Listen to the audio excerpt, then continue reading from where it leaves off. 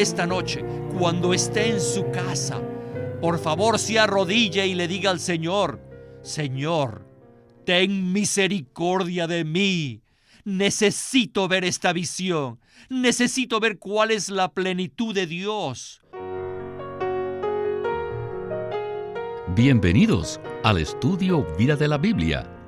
La Biblia es un libro de vida, y esta vida es una persona viviente, el Cristo maravilloso y todo inclusivo. Los invitamos a que visiten nuestra página de internet, radiolsm.com, y allí podrán escuchar gratuitamente todos los programas radiales del Estudio Vida. Todos tenemos distintos conceptos acerca de qué es la iglesia. Para algunos, la iglesia es simplemente un edificio a la vuelta de la esquina. Otros dicen que la iglesia es la congregación de los hijos de Dios. Los estudiosos de la Biblia afirman que la iglesia es el cuerpo de Cristo, lo cual es una perspectiva más completa. Pero, en los primeros 3 capítulos de Efesios, vemos la definición más elevada de la iglesia. La iglesia, la cual es su cuerpo, la plenitud de aquel que todo lo llena en todo. Y en Efesios 3:19, Pablo dice: para que seáis llenos hasta la medida de toda la plenitud de Dios. Cuando Cristo haga su hogar en nuestros corazones y seamos plenamente capaces de comprender con todos los santos las dimensiones de Cristo y de conocer por experiencia su amor que excede a todo conocimiento, entonces seremos llenos hasta la medida de la plenitud de Dios. Esto requiere mucho más que un simple estudio bíblico, requiere una visión. Y es este el tema del mensaje del Estudio Vida de hoy. El mismo se titula Ser llenos hasta la medida de toda la plenitud de Dios. Y para darnos los comentarios nos acompaña Antonio Hernández. Bienvenido, Antonio. Es un gusto tenerte en el programa. Gracias. Lo que hablaremos en este mensaje es la revelación más elevada de toda la Biblia. Es una visión crucial que todos los creyentes de Cristo necesitan recibir. Es la revelación en cuanto a Cristo y la iglesia. En particular, necesitamos ver qué es la iglesia en su definición más elevada y cómo se produce. Es interesante notar algunos datos acerca de la vida y el ministerio de Watchman Nee. Después que él fue encarcelado en 1952, se publicaron muchos de sus mensajes, y en su ministerio es muy prominente el tema de la iglesia como cuerpo de Cristo. Lo que Watchman Nee vio acerca del cuerpo de Cristo realmente elevó la visión de todos los creyentes. No obstante, lo que hablaremos hoy está a un nivel todavía más elevado. La visión presentada en Efesios es la visión más elevada de la iglesia, especialmente lo que Pablo describe en el capítulo 3. Ahora, como base para el tema de este programa, quisiera leer Efesios 3 del 16 al 19, que dice de la siguiente manera: para que os dé, conforme a las riquezas de su gloria, el ser fortalecidos con poder en el hombre interior por su Espíritu, para que Cristo haga su hogar en vuestros corazones por medio de la fe, a fin de que arraigados y cimentados en amor, seáis plenamente capaces de comprender con todos los santos cuál sea la anchura, la longitud, la altura y la profundidad, y de conocer el amor de Cristo, que excede a todo conocimiento, para que seáis llenos hasta la medida de toda la plenitud de Dios. Antonio, ¿podría hablarnos usted brevemente al respecto? Estos versículos nos hablan de las varias experiencias por las cuales nosotros los creyentes necesitamos pasar a fin de que lleguemos a ser la iglesia. Este pasaje nos muestra que la iglesia no es algo que se puede organizar, sino que es algo que se produce como consecuencia de las experiencias que tenemos del Dios triuno. El Padre obra para fortalecernos por el Espíritu, para que Cristo, el Hijo, pueda hacer su hogar en nuestros corazones. Eso significa que Dios desea saturar y empapar todo nuestro ser con las riquezas de lo que Él es. Estas son las experiencias intrínsecas que necesitamos a fin de que la iglesia sea constituida del Dios triuno. Como resultado de experimentar a Cristo, seremos llenos de todas sus inescrutables riquezas y llegamos a ser la plenitud de Dios. Esta es una visión muy elevada que debemos ver y además que debemos experimentar. Muchas gracias. Comencemos pues el estudio vida con Winnesley. John 1 says what? Juan 1:17 dice The law was given through Moses. que la ley fue dada por medio de Moisés, But grace and truth came through Jesus Christ. pero la gracia y la realidad vinieron por medio de Jesucristo. Then it says, Y en el versículo anterior dice, porque de su plenitud recibimos todos y gracia sobre gracia. La plenitud es la totalidad de las riquezas. En griego, la palabra traducida plenitud denota totalidad. Por tanto, todos hemos recibido de la plenitud de Cristo, de la totalidad de las riquezas de Cristo. Siempre me gusta dar este ejemplo.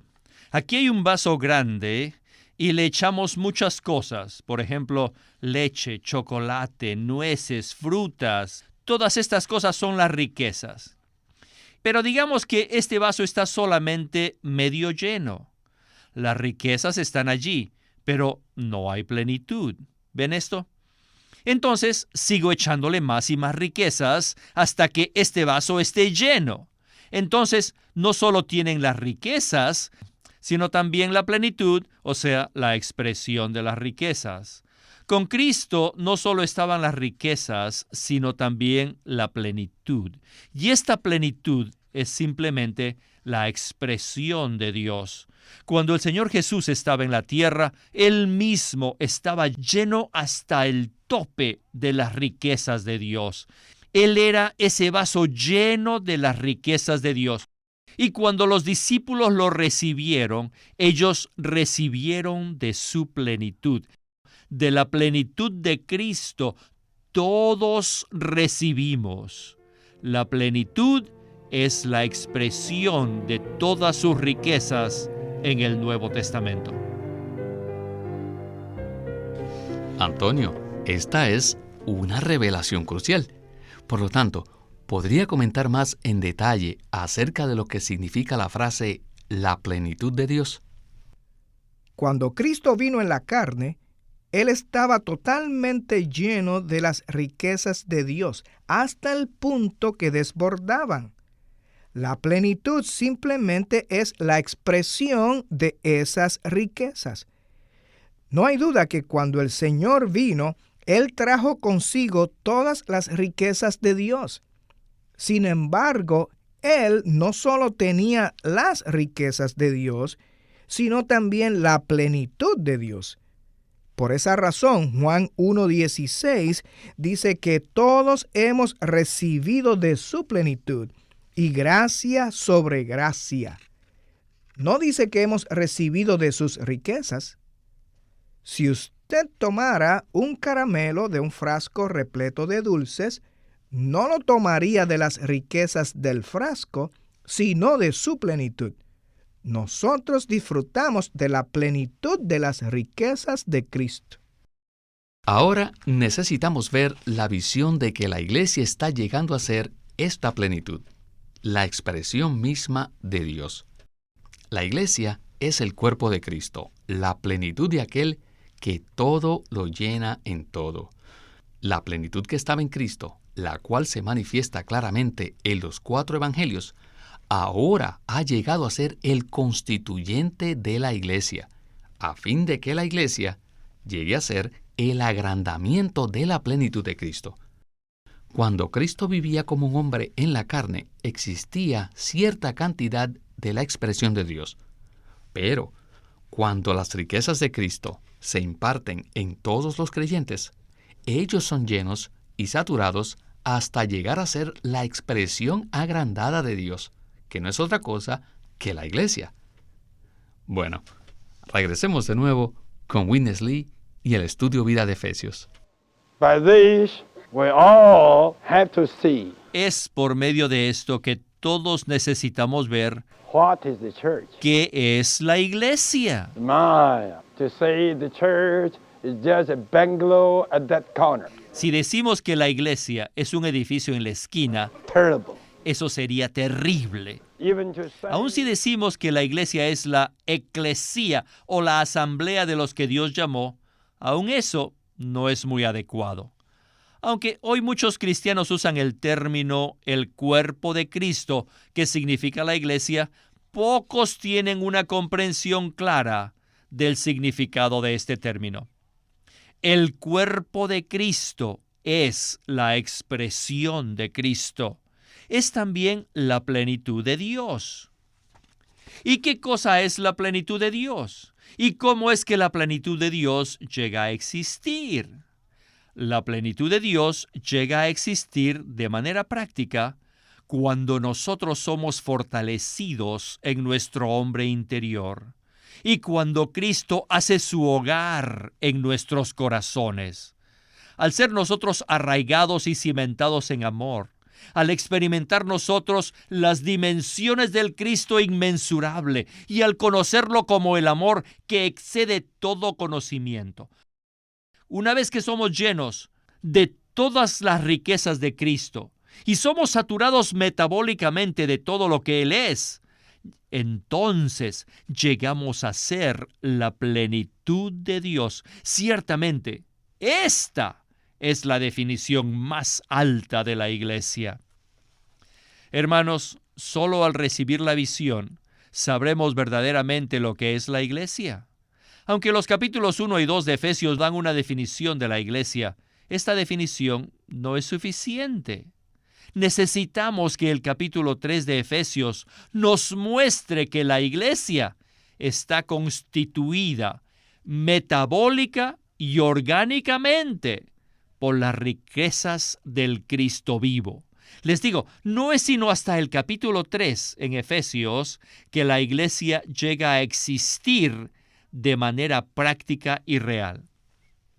Como hemos visto en este capítulo, la iglesia llega a existir como expresión de Dios, es decir, como la plenitud de Dios.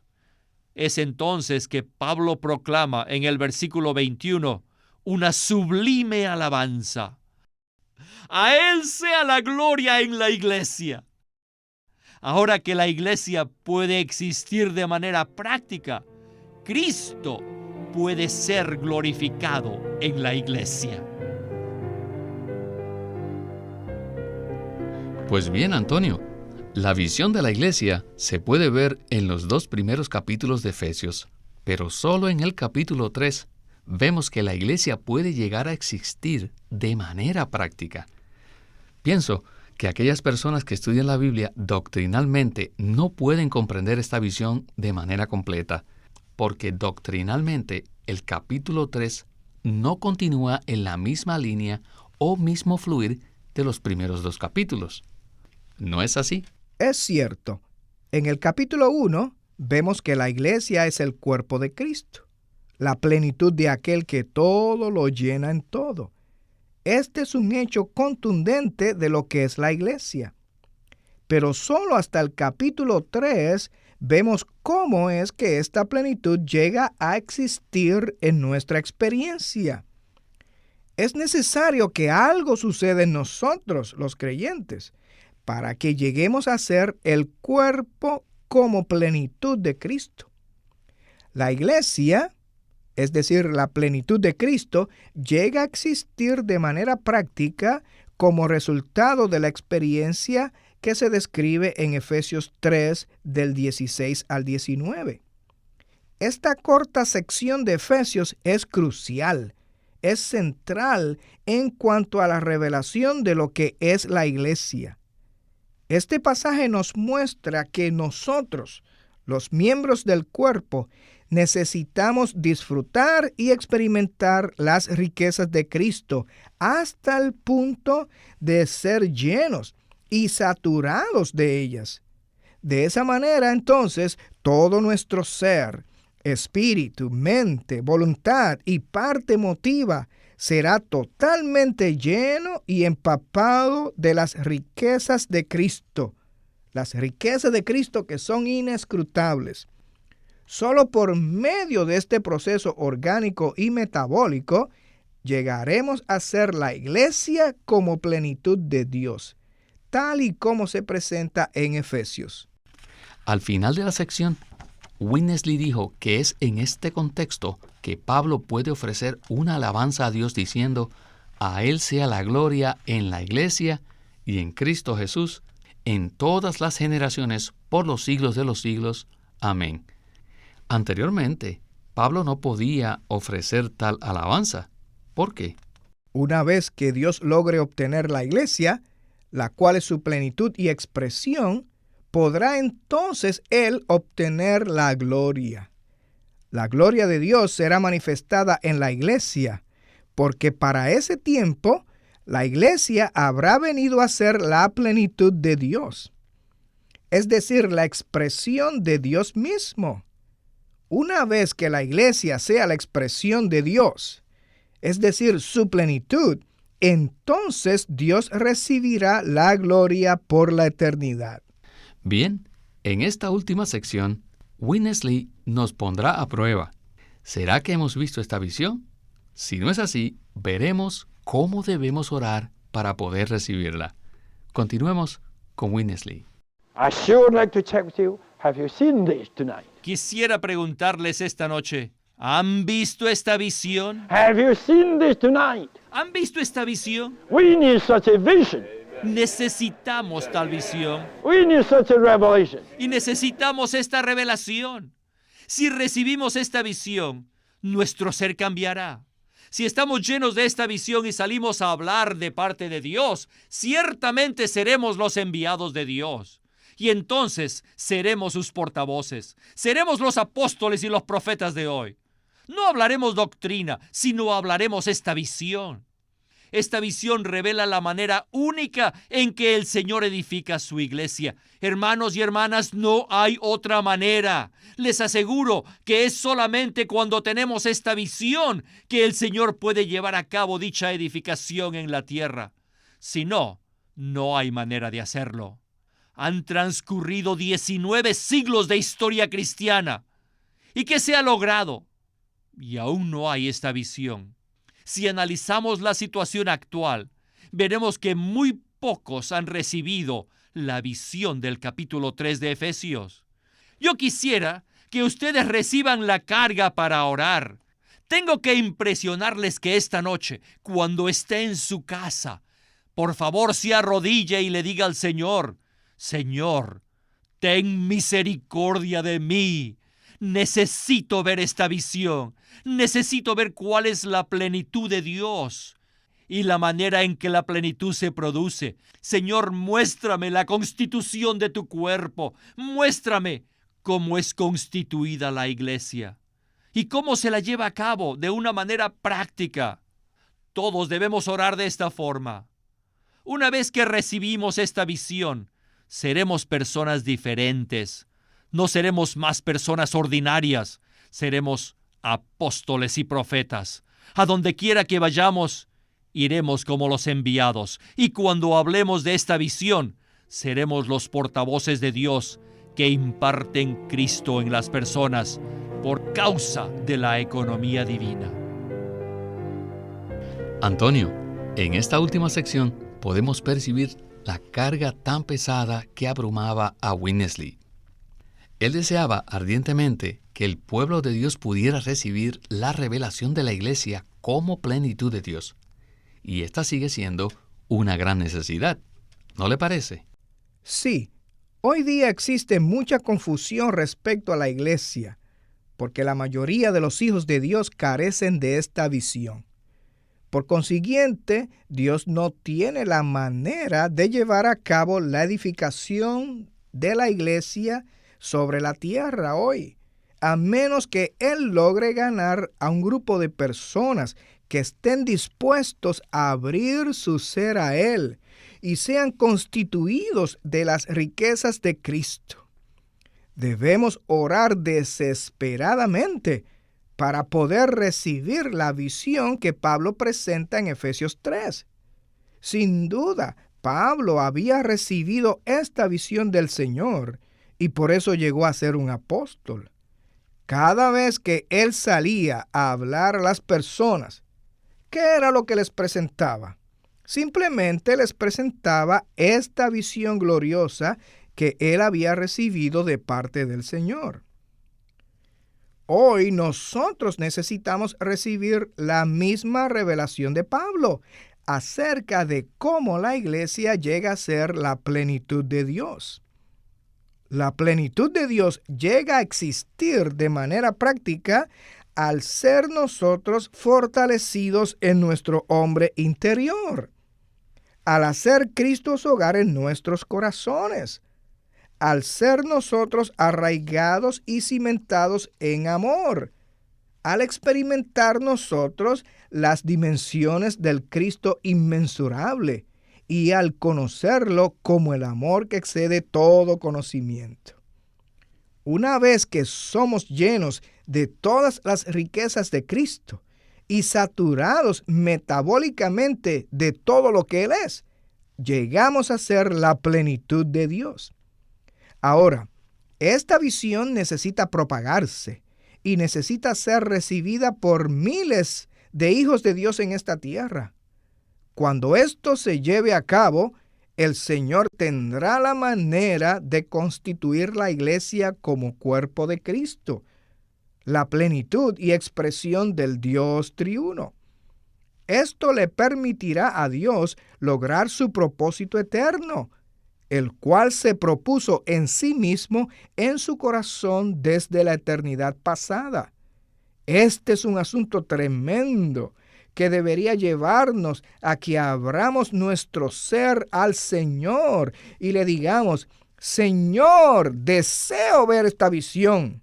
Señor, abre mis ojos para que pueda ver lo que Pablo vio respecto a la iglesia.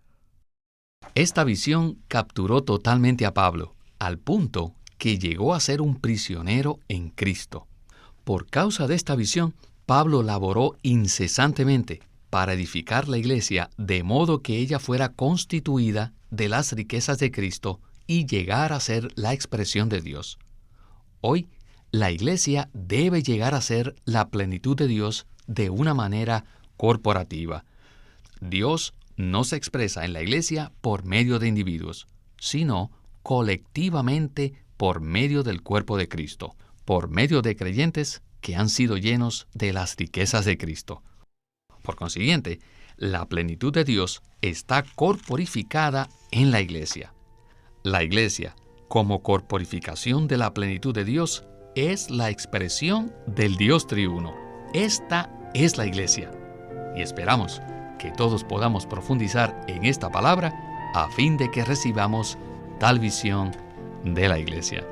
Antonio, muchísimas gracias por su participación en el programa. Mi oración es que todos nuestros radioyentes puedan recibir esta visión tan elevada de Cristo y la iglesia. Amén.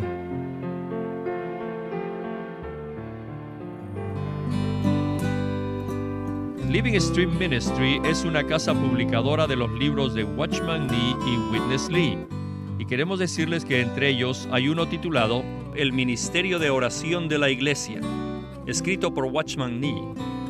Este libro presenta qué clase de ministerio de oración debe tener la iglesia en un mundo que necesita a Dios desesperadamente. Muchas veces Dios parece estar limitado e impedido a realizar su propósito. Y a pesar de las constantes necesidades, su capacidad no tiene límite.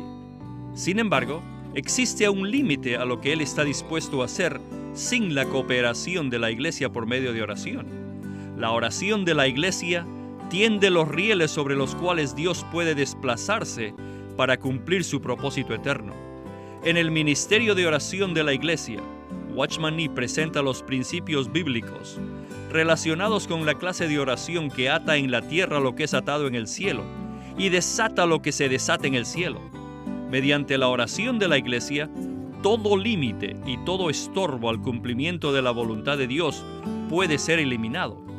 Si usted desea conocer más del ministerio de oración de la Iglesia, llámenos al 1-800-810-1149 para darle más información de cómo obtener este libro, o simplemente búsquenlo o pídalo a su librería cristiana más cercana. Esperamos que todos puedan leer este libro llamado El Ministerio de Oración de la Iglesia, para que el propósito de Dios en la tierra pueda ser cumplido.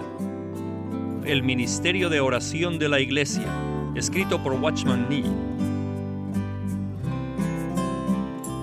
Watchman Nee llegó a ser cristiano en la China continental en 1920, a los 17 años de edad, y ese mismo año comenzó a producir sus primeros escritos. En casi 30 años de ministerio se demostró claramente que él era un don especial que el Señor dio a su cuerpo con el fin de adelantar su obra en esta era. En 1952 fue encarcelado por su fe en Cristo y permaneció en la prisión hasta su muerte en 1972.